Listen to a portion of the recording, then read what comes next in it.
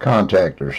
Contactors function much like relays, but they are designed to handle much larger amperage and higher voltage ranges.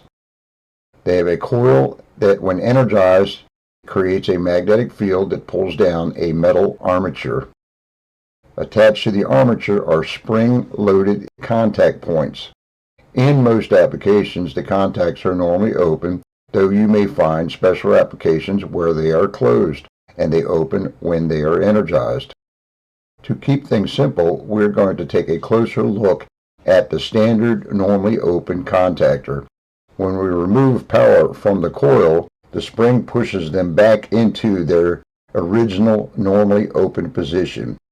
We consider each contact point to be nothing more than a switch, an electromechanical switch.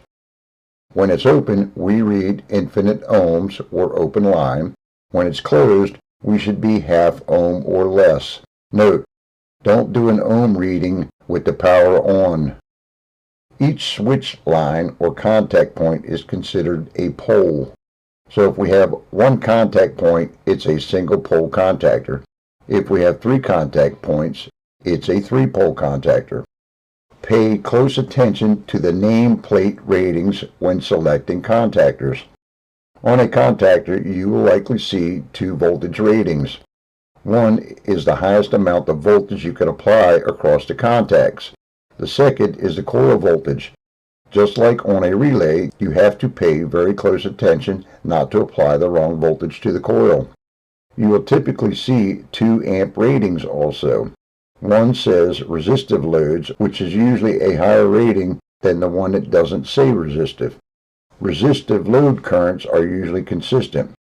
The second rating is for inductive loads like motors that have a high amp draw on startup, but then settle down. It's that settle down amperage that you want to see going through those contacts. I talked about impedance in an earlier segment.